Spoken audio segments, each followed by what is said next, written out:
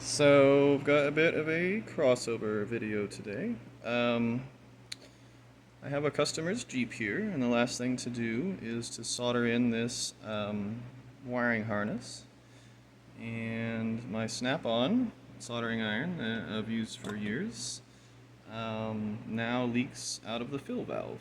And I think that's repairable, um, but I don't have time to learn that, and so in the interim, I'm going to try Amazon's cheapest butane set. I use these; they're very handy for like dash work, stuff like that.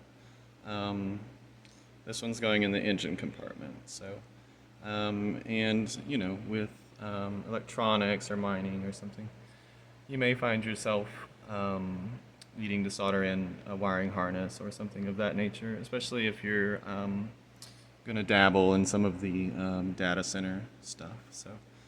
Um, so it may be pertinent, but maybe not. But I'm going to try a test run before I use it in the engine compartment.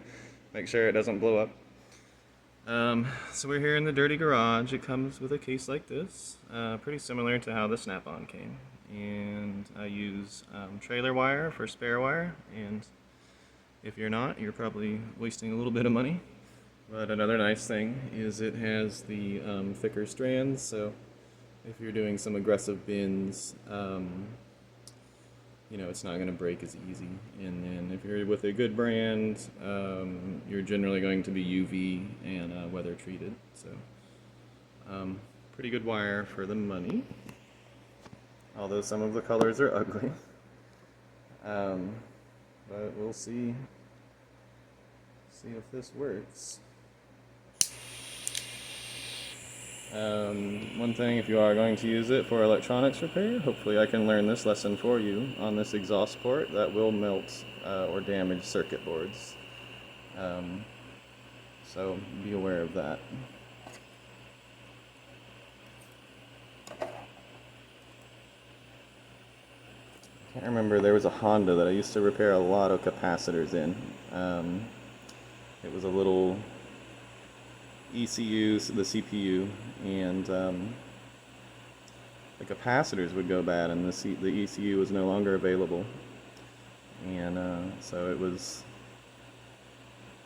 kind of a long shot attempt. And at this specialty shop I used to work at, and then once a few people found out that we could do that, we got a lot of those old Hondas. Apparently it hit some internet forum or something. So I've got a couple of wrenches here to just kind of simulate engine compartment stuff that's semi-high temperature. And we'll see how well hydrated I am today, whether I'm going to shake or not. They seem to be about the same weight. I would say the Snap-on was probably a little more balanced, but it was also, I think, several $100s at the time. So I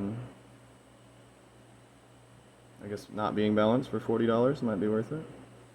But we'll see. I've got it turned up, and I'm kind of looking for at full temp with this tip, which seems to be the one I would use. Is it going to melt these wires before I can melt the flux in here to get the solder to spread? And it seems pretty normal. I've got my hand maybe 6-8 inches away from the exhaust port, and it seems manageable. So we're pretty close.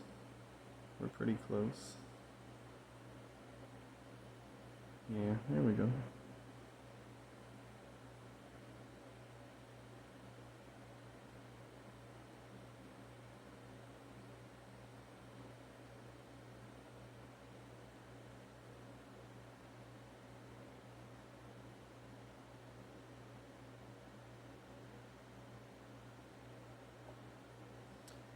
So yeah, definitely not as hot. The flux isn't melting all the way. I can see it pooling and not drawing in the solder, but it's warming up. So I don't know, for $40 it seems pretty decent.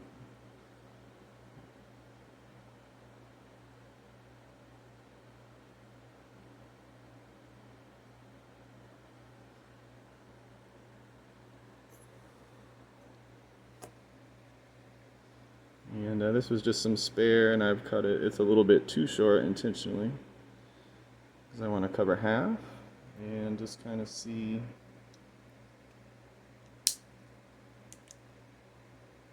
See how we melt. So I may have ran out of juice here. Let's try it.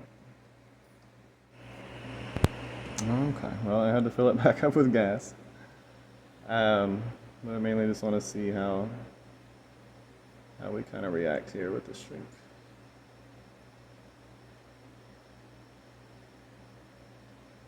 And, just kind of simulating an engine compartment, so the wrench or plier handles behind it kind of.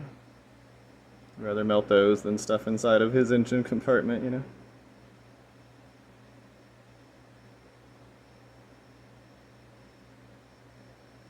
Okay, so turn it on. And